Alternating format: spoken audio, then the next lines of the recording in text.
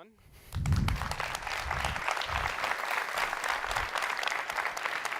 I'm Ross Dexter. I'm an engineer on the games technology team at Apple, and I'd like to welcome you to Going Beyond 2D with SpriteKit. So before we dive in, I'd like to quickly talk about what SpriteKit is and where it fits in the Apple rendering picture.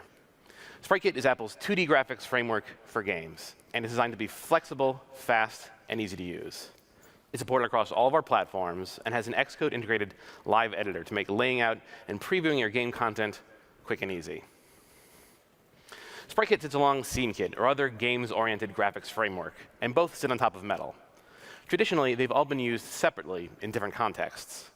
SpriteKit for quick and easy 2D, SceneKit as our ready-to-use 3D engine, and Metal to give you direct access to your device's rendering hardware. Instead of keeping all three separate, we think it's time that SpriteKit breaks out of its 2D mold. SpriteKit has a great deal to offer to make using it in combination with SceneKit and Metal attractive. Since they both use Metal under the hood, it should be trivial to render SpriteKit content in SceneKit, or to be able to pipe it back into Metal to use however you wish.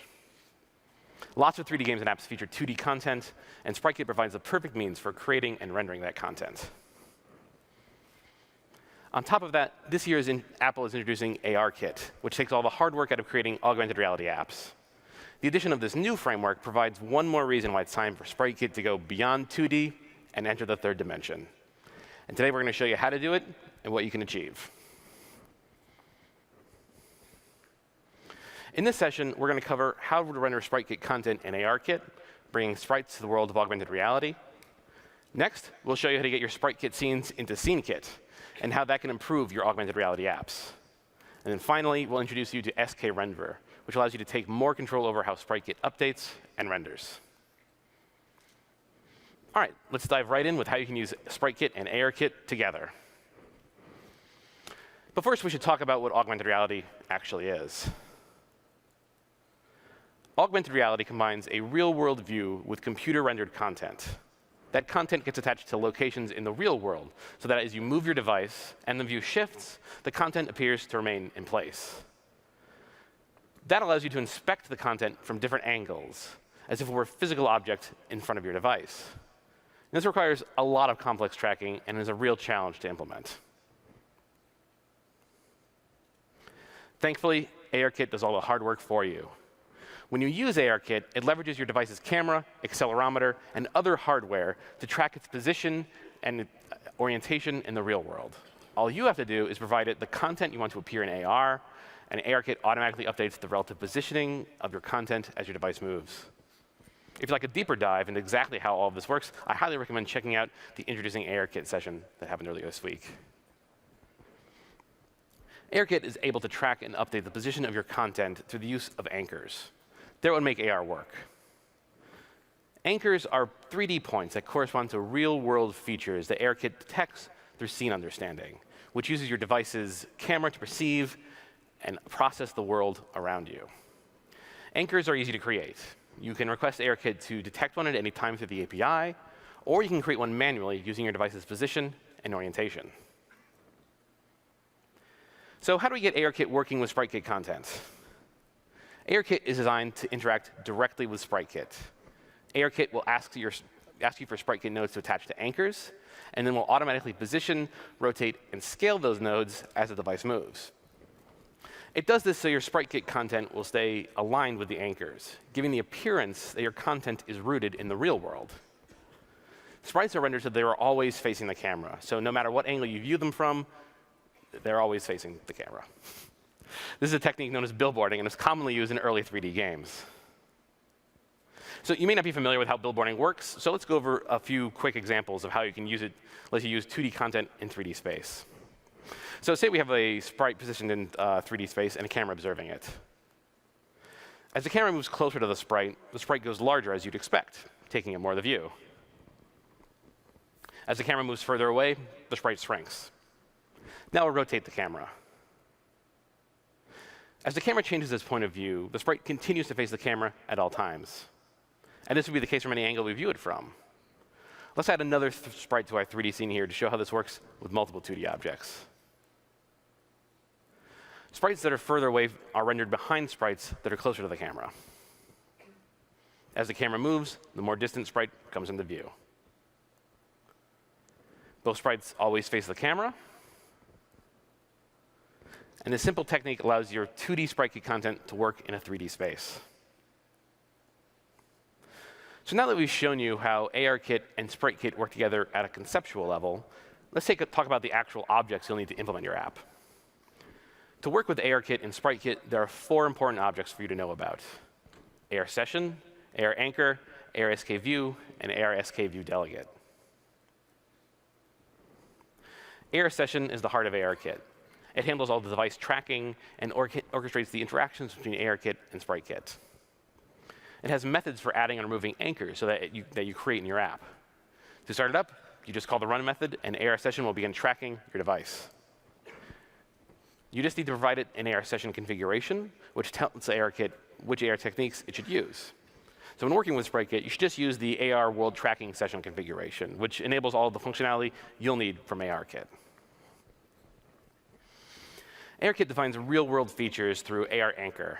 It represents a position in the real world and contains transform data, as well as a unique identifier.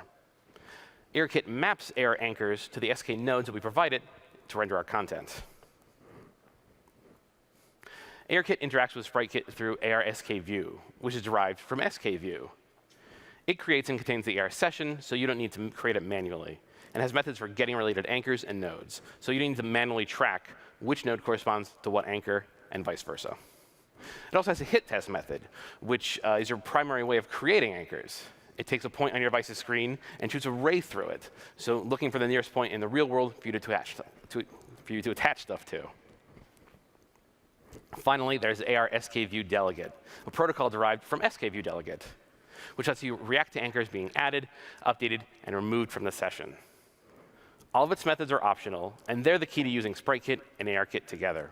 But we'll come back to that in a bit.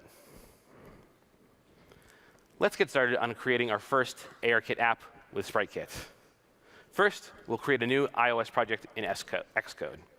You'll see that in Xcode 9, there's a new Augmented Reality app template for you to choose. Once you choose the app template, to get started with SpriteKit, select it as your content technology.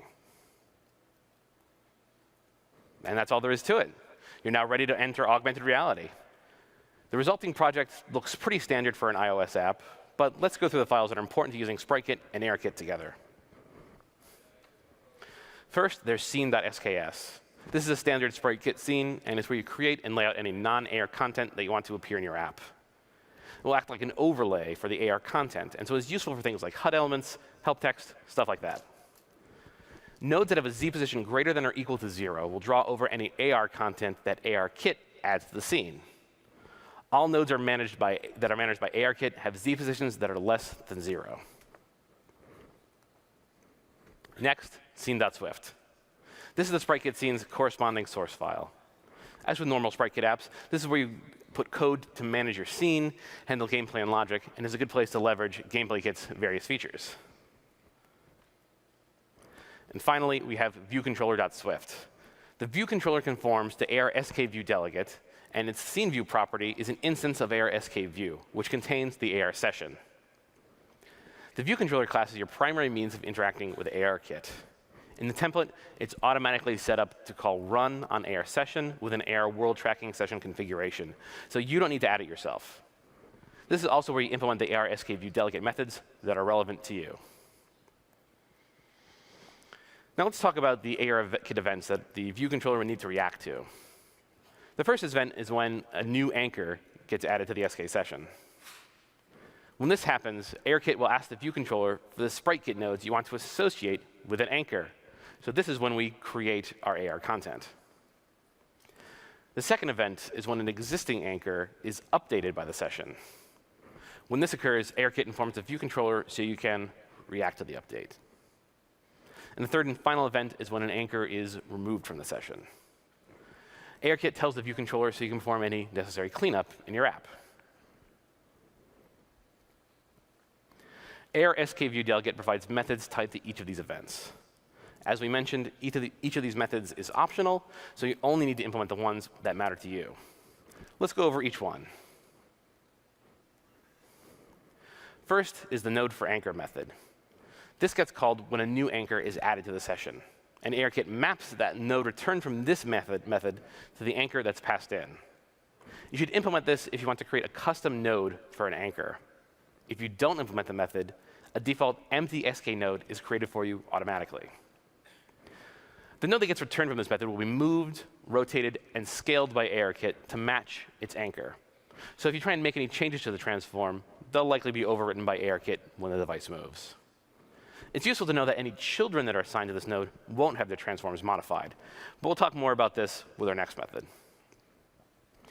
Also note that ARKit automatically adds this node to the scene graph, so you don't have to. Next, we have didAddNode for anchor. This is called after an SK node is mapped to an anchor, so after the previous node for anchor method is executed.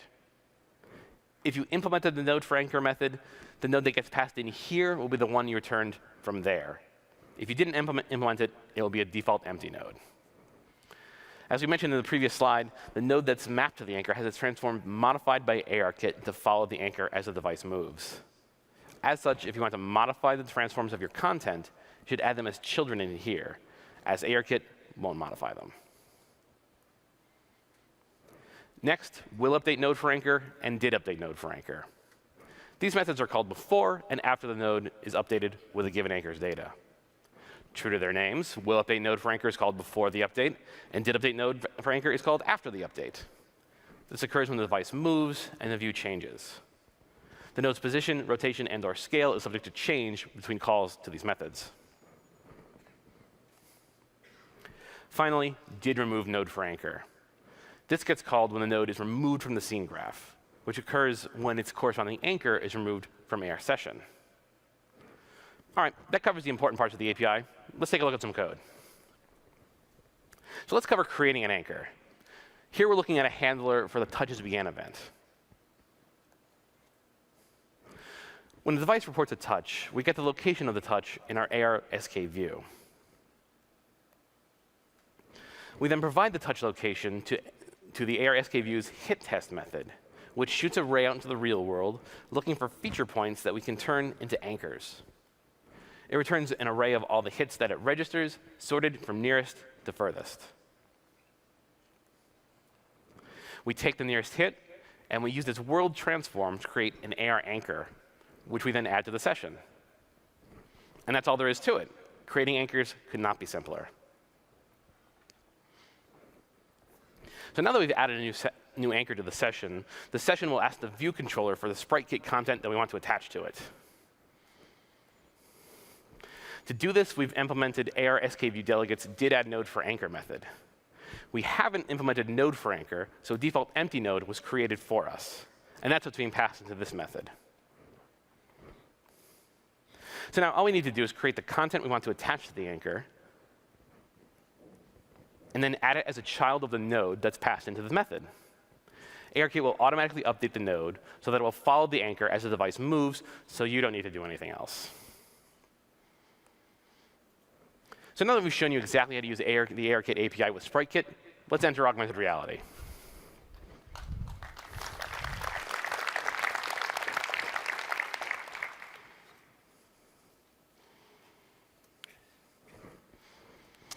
Let's open our app here.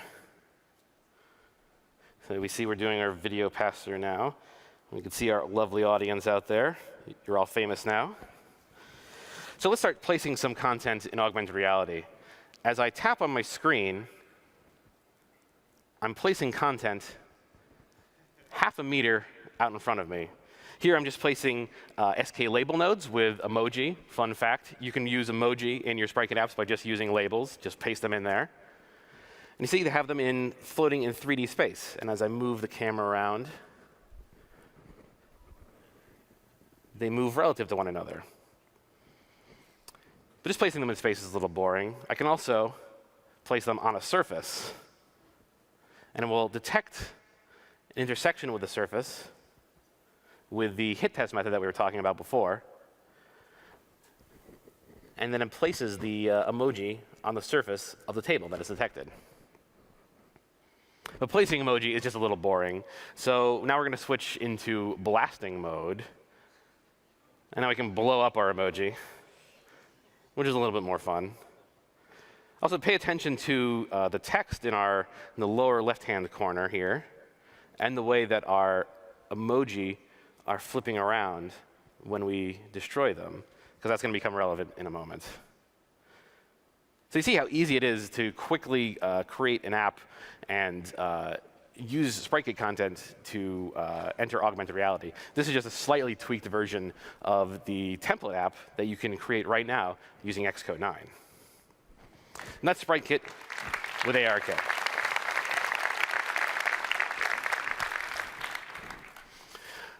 So you see how easy it is to enter augmented reality when using ARKit and SpriteKit together. As I mentioned, there are a few other SpriteKit features in there, some of which that were present in the demo, that I'd like to quickly cover. So hopefully you noticed the text on the bottom of our screen in the demo app animating. This was done with a single SK label node, thanks to the fact that they now support attributed strings. Attributed strings allow you to specify the attributes of each character in a string, letting you mix things like different colors and fonts in the same label. It uses NS attributed string, and all you have to do is set it on SK label node's new attributed text property. The emoji in our augmented reality app spun about in ways that weren't possible until now, thanks to the new SK transform node. SK node already had Z rotation, but SK transform node adds the ability for you to rotate around the X and Y axes as well, allowing for full 3D rotations of SpriteKit content. And these rotations apply to all child nodes as well. SK transform node uses orthographic projection, so it doesn't apply any perspective skewing to your nodes. You can specify your rotations through the X, Y, and Z rotation properties, or you can use the specialized getters and setters for Euler angles, rotation matrices, and quaternions. Finally, on the editor side of things, SpriteKit is fully compatible with Xcode's view debugger. It displays the entire scene graph and gives you the neat exploded 3D view of your scene, which can be of great help when you're trying to debug content layout issues. It also allows you to inspect all of your node properties so you can see the state of everything in your scene at the moment the app was paused. This is a really great new feature, so please check out the Debugging with Xcode 9 session for more information on it. We've shown you how quick and easy it is to get started with using ARKit and SpriteKit to create an augmented reality app. ARKit handles all of the hard parts of augmented reality for you, and SpriteKit makes rendering content a snap. We've also introduced new features to SpriteKit that give you greater flexibility in developing your apps and give you new options for debugging SpriteKit content. But you may have a few lingering questions. What if we don't want billboarded sprites? What if we want our SpriteKit content to be affected by perspective? What if we want to mix 2D and 3D content in augmented reality? What if we want to take SpriteKit further into 3D? The answer lies in combining SceneKit, SpriteKit, and ARKit all at once. SceneKit is SpriteKit's 3D counterpart. It's a ready-to-use 3D engine with its own Xcode integrated live editor. What you may not know is that you can use SpriteKit scenes as the material on geometry in SceneKit. That allows you to render SpriteKit content with complex 3D transforms and perspective effects. Additionally, you can easily mix 2D SpriteKit content with 3D SceneKit content in the same context. Like SpriteKit, SceneKit is also integrated with ARKit. Creating a project that uses SceneKit in an augmented reality app is the same as with SpriteKit. Just change the content technology to SceneKit. The API is designed to be very similar to the one you use with SpriteKit. Only the names of a few objects are different. ARSKView becomes ARSCNView, and ARSKView delegate becomes ARSCNView delegate. As with SpriteKit, the template creates ARSCNView for you, and the view controller class conforms to ARSCNView delegate. Now, in the interest of brevity, and because the API is so similar, we won't bother covering the rest here. So next, we want to get our SpriteKit content rendering within a SceneKit scene. Normally with SpriteKit, you have your scene, and you set it on an SKView. SKView then works with UIKit, or AppKit on macOS, to get your content on screen. To get your content rendering in SceneKit, things are handled a little differently. Instead of setting your scene on the view, you set it on the material property of the geometry on which you want the SpriteKit content to appear. And then that material works with SceneKit to render your SpriteKit content and then texture map it onto the geometry the material is associated with. So let's go over a few examples of rendering SpriteKit content on SceneKit geometry. Here we have a basic SpriteKit scene. And here's what we get when we render that on a scene on a plane in SceneKit. We can also apply the SpriteKit scenes to a cube or even a sphere. You can use it just like a regular texture, and as the SpriteKit scene updates, your texture will be updated along with it. So now I'd like to quickly show you how easy it is to use SpriteKit with SceneKit. First, get the SpriteKit scene that you want to use in SceneKit. Next, create the geometry you want the SpriteKit scene to be rendered on. Here, we're creating a simple plane. Then you just need to set the SpriteKit scene as the contents of the diffuse property of the plane's material. That will cause SceneKit to render the SpriteKit scene to a texture and then apply it to the geometry. Here we're setting the material to be double-sided. This causes the SpriteKit scene to appear on both sides of the plane. Then we just need to create a SceneKit node for the plane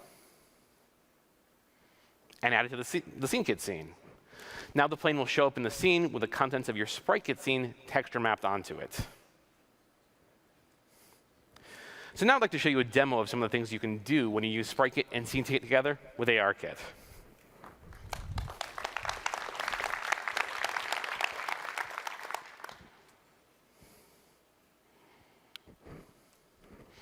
All right.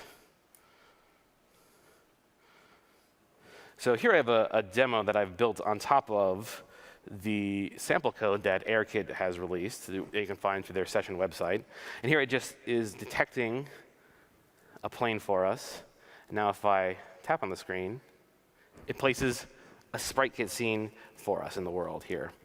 And you see that this is a fully live SpriteKit scene. You see the trees are animating. And in fact, I can actually interact with this directly.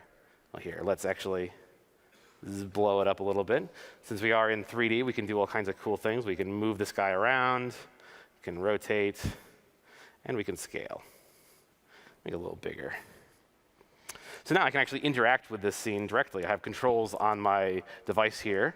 I can move my character around. I can jump around. Ooh, hard to get over that thing. Yeah, so we can jump around in real time, interact with this just like a normal SpriteKit scene rendered in 3D. But just having it sit here on the surface is a little boring. We should do something a little more interesting, a little more 3D.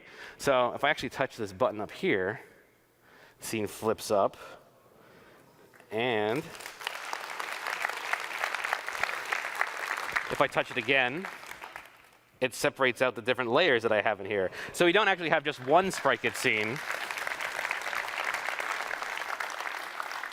We actually have 3 SpriteKit scenes here, one for each layer here, one for the middle, front, middle, and the background. So this shows you the kind of stuff that you can do when you use SpriteKit and SceneKit together with ARKit. But maybe you start to feel a little constrained by the level here. And maybe we want to have our little guy go out on an adventure on his own. He's going to run out into the real world here. Oh, this button looks kind of tempting.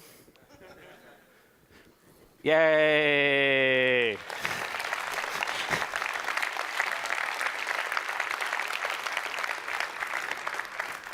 So that gives you an idea of what you can do when you use SpriteKit in a 3D context with SceneKit together with ARKit.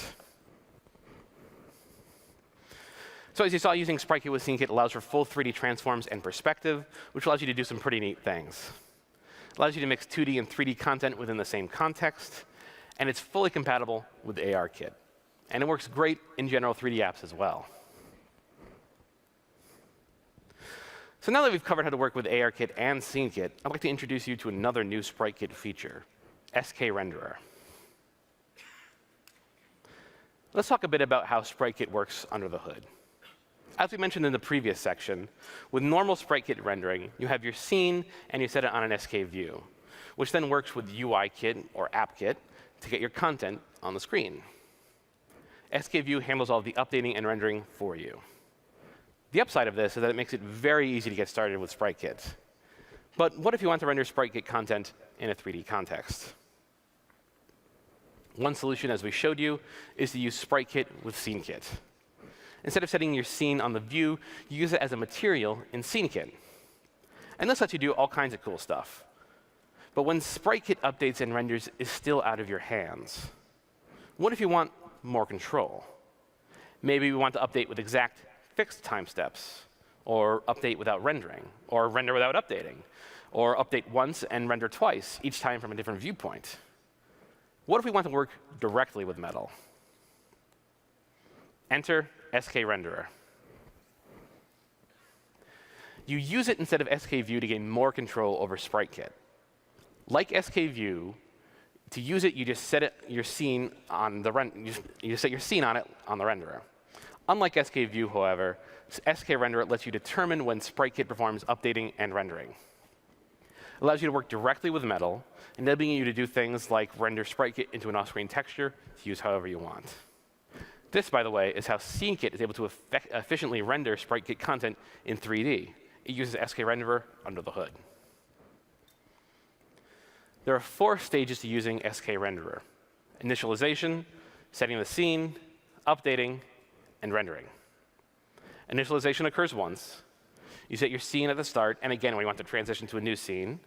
And update and render repeat every frame in your app. Let's look at some code for each of these stages. Stage 1, initialization. To initialize skRenderer, all you need to do is provide it with a Metal device. Stage 2, setting the scene. This works exactly the same as with skView. Just set your scene on skRenderer's scene property. Stage 3, updating. Also very simple. All you need to do is pass in the current time. Stage 4, rendering. This is done by calling the render method, of which there are 2 flavors. Which one you want to use is situational, depending on how you want to use your SpriteKit content with Metal. Both methods ask you to specify the viewport you like to render into, which is just a CG rect that defines the area SpriteKit will draw into in the render target. And they both take a Metal render path descriptor, which describes that render target that you want the SpriteKit content to draw into. Now, the first method allows you to specify the command buffer into which SpriteKit will schedule rendering commands. A good case in which to call this method is if you're not directly mixing SpriteKit content with other Metal content in the same render target. If you want to render a SpriteKit scene into a texture and then apply it to some 3D geometry, like we did in the second demo we showed you, this is the method you'd want to call. The second method gives you more granularity by allowing you to direct which render command encoder SpriteKit will encode its render commands. This is good if you want to directly mix SpriteKit and Metal content in the same render target. Say you want to render some 2D Metal content along with your SpriteKit content, or maybe you want to overlay SpriteKit on top of a Metal scene to display HUD elements. By using the same render command encoder, you can do this much more efficiently than if you were using the first method. All right, that's enough of an API crawl. Let's jump into a quick demo showing SpriteKit rendering in 3D with Metal.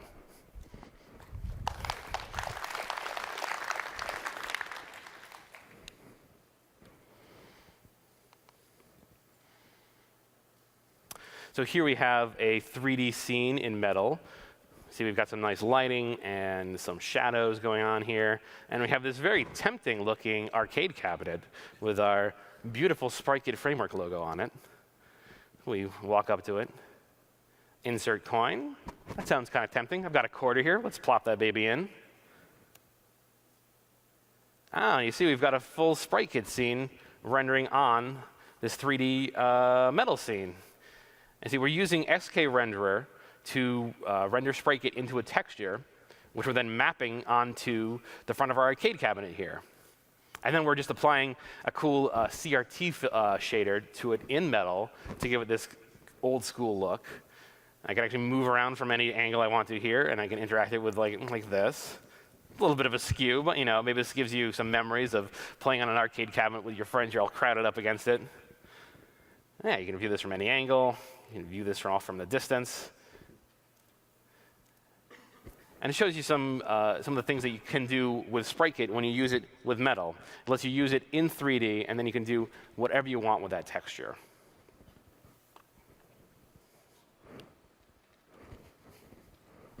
So that's SpriteKit and Metal working together.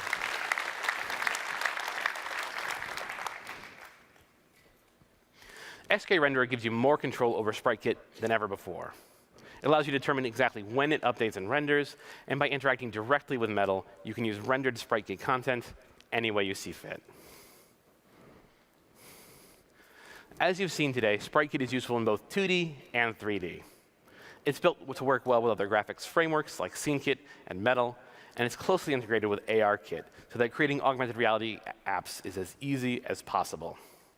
We've introduced new features that give you more control than ever, allowing you to view SpriteKit content in the view debugger, and also giving you the ability to take direct control over when and how SpriteKit updates and renders with a new SK renderer. Today, we've shown SpriteKit in an entirely new light, and we hope that it's given you some perspective on how you can use it in ways that you may have never thought of before.